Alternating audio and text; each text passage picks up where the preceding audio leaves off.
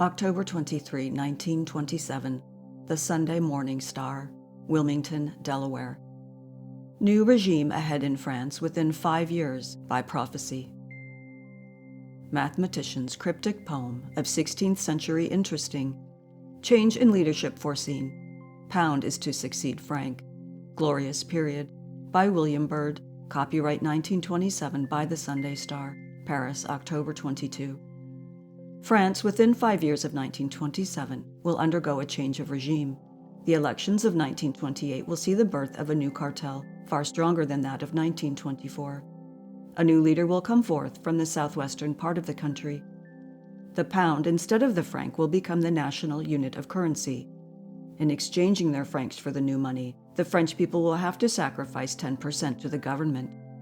The new regime will not at first be welcomed, and there will be a panic on the bourse, but finally it will be the most glorious regime that France has ever known. These prophecies were made in the 16th century by a mathematician named Michel Nostradamus, otherwise called Nostradamus, who published them in a cryptic poem that has puzzled scholars for 300 years. A French savant, P.V. Piobb, has just announced that he has discovered the key to the mystery and lists the predictions above as among the results of his research. The language of Nostradamus, as it appears in his Centuries and Prophecies, is a bizarre kind of French that seems to be almost meaningless, although, here and there, are phrases such as the following which are plain enough. An emperor will be born near Italy, who will cost the empire dear. He will be thought less a prince than a butcher. This is a striking enough portrait of the Corsican-born Napoleon. Other passages in the poem appear to predict the rise and fall of the Bourbon, including a prediction of the beheading of Louis XVI, which, in fact, is pictured on the title page of the Amsterdam edition of 1668. Monsieur Piobb says, the first secret of Nostradamus is that his obscure French verses must be translated into Latin, when they at once become clear. The second secret is that Nostradamus followed the rules of astrology and of the ancient Freemasonry of the time of Solomon's Temple. Indeed, Monsieur Piobb believes Nostradamus must have had access to the old Hebrew documents which disappeared from the Ark of the Covenant. The prophecies, says Monsieur Piobb, were written in enigmatic form to ensure their preservation. Had the books been written in plain language, he declares, they would certainly have been burnt. He contends that the prophecies are founded on scientific basis, that there is nothing philosophical or metaphysical in them, and that they are merely a mathematical calculation of the future based on a knowledge of scientific laws. February 23, 1886. The Lawrence Daily Journal, Lawrence, Kansas.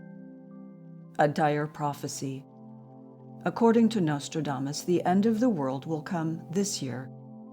It is fortunate, says the London Telegraph, that in the decline of boldness in modern seers, we still have left to us some of the venerable falsehoods of astrologers who lived hundreds of years ago, before scientific critics were born or thought of. Nostradamus was one of these gentry, and attention has recently been called to a prediction of his to which, if correct, we cannot pay too much heed. This is nothing less than the end of the world, which seems to be coming, and during this present year too. Fortunately, the exact day is left uncertain so that people need not begin to get in their coal by the scuttle like Dr. Cumming, or abstain from taking a whole year's lease of a house. For aught we know, the general collapse of all things which Nostradamus prophesies may be deferred until the 31st of December, but, on the other hand, it may arrive at a much earlier period in the 12th. It is as well, in either case, to be prepared. In some lines of archaic French, the Gaelic seer foretold that Easter should fall on St. Mark's Day and Good Friday on St. George's Day, and, in addition to these coincidences, St. John's Day should be the day of Corpus Christi. Then, the end of the world will arrive. Now, in this present year into which we have just been successfully launched, all these days come at the exact time, and we await Nostradamus's conclusion with some awe. There are still, we are glad to say, 1 or 2 chances of our escaping the fate he has predicted for us.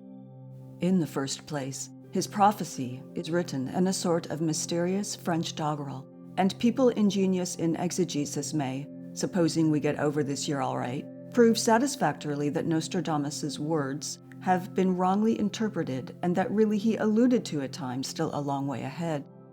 It is a pity that the French physician and astrologer of Provence is not now alive to be appealed to about his meaning, as the Browning Society are reported to be in the habit of consulting Mr. Browning himself when they are unable, after an evening's struggle, to make out what on earth one of his lines means.